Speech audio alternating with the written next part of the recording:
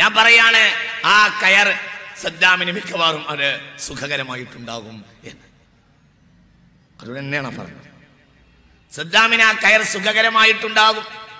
എന്തുകൊണ്ട്? കൂനി കുല്ലായാനാറു കൂനി കൂനി ബർദം വസലാമൻ അലാ ഇബ്രാഹിം. തനിക്ക് സുഖകരമായി തീരുന്ന ഒരു കയറിനെ മാത്രമാണ് അദ്ദേഹം പെടല് തിരിച്ചു കൊടുക്കുന്നത്. അങ്ങനെയാണ് തന്റെ പുതിയാപ്പളയുടെ കുപ്പായം അണിയിക്കാൻ വരുന്ന ആളുകളോട് കാണിക്കുന്ന സ്നേഹവായ്പാണ് അദ്ദേഹം തന്റെ കഴുത്തിൽ കുരുക്കണിയിക്കുന്നവരോട് കാണിക്കുന്നത്. ലോകത്തെ കോടിക്കണക്കായ മനുഷ്യർ ഇത് കണ്ടില്ല. അവരിൽ നിന്ന് ഉയർന്നു പൊങ്ങും ഇനി ഒരു ജനത. ഒരിക്കലും ഇവരെ വെറുതെ വിടും എന്ന് വിചാരിക്കണ്ട. അവനെ ഞങ്ങൾ ഉറങ്ങാൻ വിടില്ല. അതൊരിക്കലും സംഭവിക്കുകയില്ല. നേരത്തെ ഇവിടെ പറഞ്ഞതുപോലെ അവന്റെ അവസാനത്തെ ഉറക്കാണത്. ഇനി അവൻ ഉറങ്ങാൻ കഴിയില്ല.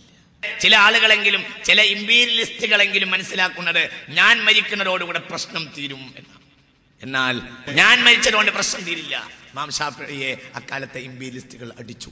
റളിയല്ലാഹു അൻഹു വീണു. ആ രോഗത്തിലാണ് മരിച്ചുപോയത്. റളിയല്ലാഹു അൻഹു. പിന്നെ എന്തുണ്ടായി? തമന്നാ ഉനാസുൻ അനമൂതാ വ ഇൻ അമുത് ഫതിൽക സബീലുൻ ലസ്തു ഫീഹി ബിഔഹദി. അതുകൊണ്ട് എനിക്ക് എന്റെ സദസ്സിനോട് പറയാനുള്ളത് ഇബ്രാഹിമുകളാവുക. സത്യത്തിൽ അല്ലാഹു സുബ്ഹാനഹു വ തആല ആ ശൈത്താനെ അങ്ങനെ തോന്നിപ്പിച്ചതുമാകാം. ഇബ്രാഹിമിന്റെ പ്രതീകത്തിന്റെ നാൾ അലൈഹിസ്സലാം അല്ലേ? അങ്ങനെയല്ലേ? അങ്ങനെയല്ലേ? അങ്ങനെയല്ലേ?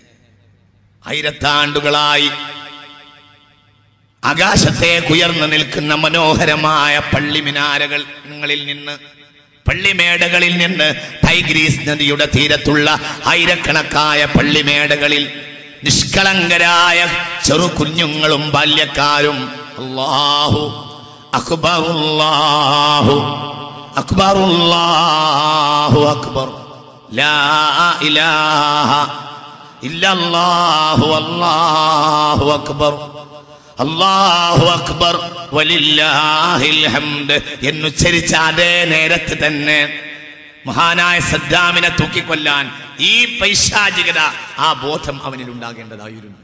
അതവന്റെ മേൽ ചരിത്രത്തിന്റെ അവസാനത്തെ നിയോഗമായിരുന്നു, കർത്തവ്യമായിരുന്നു. അതാണ് ഇബ്രാഹിമിനെ സ്മരിക്കുകയായിരുന്നു. അന്നാണ്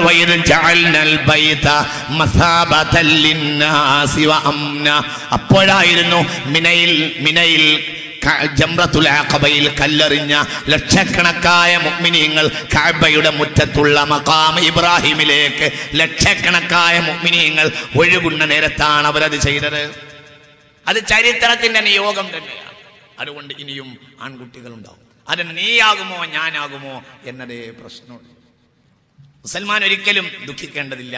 മുസ്ലിമാന്റെ എപ്പോഴുമുള്ള അവന്റെ പ്രവർത്തനം രണ്ടു കാര്യത്തിനിടയിലാണ്.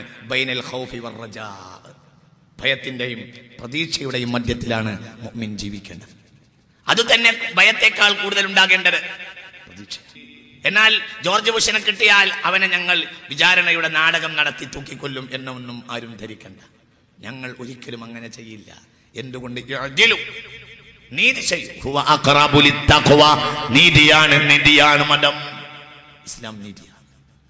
1000 ആളുകളെ ചുട്ടുകൊന്ന ഒരാളെ ഒരു മുസ്ലിം ഭരണാധികാരിയുടെ കയ്യിൽ ലഭിച്ചാലും അയാളെ ചുട്ടുകൊല്ലില്ല. അയാളെ രോമത്തെ പോലും ചുടാൻ പാടില്ല. തീനെ സൃഷ്ടിച്ചവനാണ് തീ കൊണ്ട് ശിക്ഷിക്കേണ്ടത് എന്ന് മുഹമ്മദ് നബി നീതിയുക്തമായ വിചാരണ നടത്തും. ചരിത്രം ആവർത്തിക്കും. അതിനാര് മുസ്ലിയാരെ എന്ന് ചോദിക്കരുത്. അതിനാര് മുസ്ലിയാരെ എന്ന് ചോദിക്കരുത്.